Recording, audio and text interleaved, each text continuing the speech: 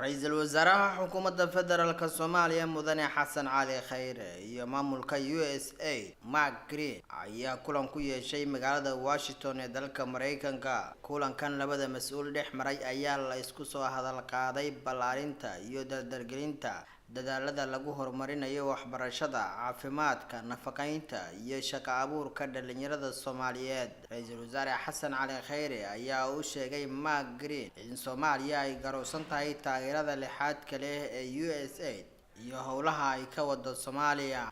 Maxamed Cabdi Xasan oo kamid ah wafdigii ra'iisul wasaaraha ayaana ka warbixiyay kulamada mudane Xasan Cali Khayre uu kula qaatay magaalada Washington ee dalka Mareykanka mas'uuliyiinta USA. muhiimsana maanta shirarkan la yeelanay hay'adda USAID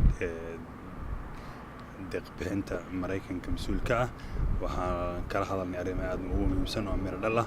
kulankii asaga ahaa waxaa ka soo baxay wax la taaban karo oo macna u sameynaya bulshada Soomaaliyeed.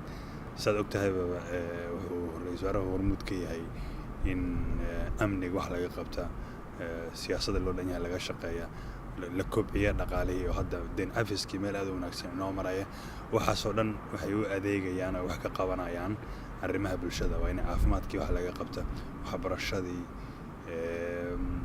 dhalinyarada shaqo abuur loo sameeyo.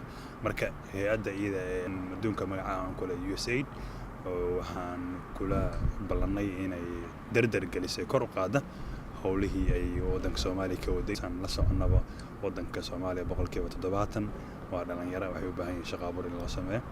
hay'adaha dawliga deeq-bixiyaasha inay howlaha naga caawiyaan waxay waxtar u noqonaysaa wax ka qabanaysaa amniga waddanka, waxay waxtar u noqonaysaa wax ka qabanaysaa siyaasadda loo dhan yahay in nabadeynta waddanka laga wada. kadib laamaha amniga waddankan ayaa shir la yeeshay ayagana waxa muhiim ah wax ka qaban doona la dagaalanka argagixisada ayaan filanaa inay ka caawin doonaan waddanka Soomaaliya. waxay ballan qaadeen in ay howlaha hadda Soomaaliya ka wadaan ay laba jibaaraan oo kor u qaadaan dardargeliyaan ay xafiisyada ay ku leeyihiin wadamada dariska ay suuragal noqoto in u soo raraan waddanka gudihiisa ay ballaariyaan howlaha ay waddanka ka hayaan ayna fidiyaan waxa ay hadda hayaan ay kor u qaadaan ayay ballan qaadeen. dabcan qorshooyin qaran baa waddanka jira, tubiiqa ayaa jira oo arrimaha bulshada laga filanay.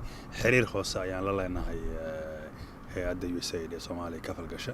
marka howlwadeennadii xafiiska ra'iisul wasaaraha ka shaqeynaya, wasaaradaha ka shaqeynaya dowladda Soomaaliya u helana ayaa la falgalaya kana dabagal ku sameynaya ballanqaadyadu iyo xiriirka wanaagsan ee halkan laga sameeyay in loo raadiyo inuu miro dhala.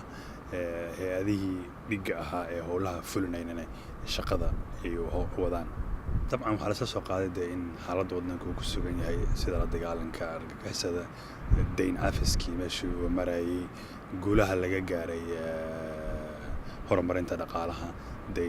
waxaan filaynaa sanadka dabeeqadiisa December in deymihii Soomaaliya lagu lahaa la caafiya. waxaa loo garanaya S&P hay'adda lacagta adduunka iyo bangiga adduunka ay nagala shaqeynayeen. guulihii laga gaaray laga wada hadlay. waxaa laga wada hadlay horumarka xagga mataqaanaa accountability-ga iyo hufnaanta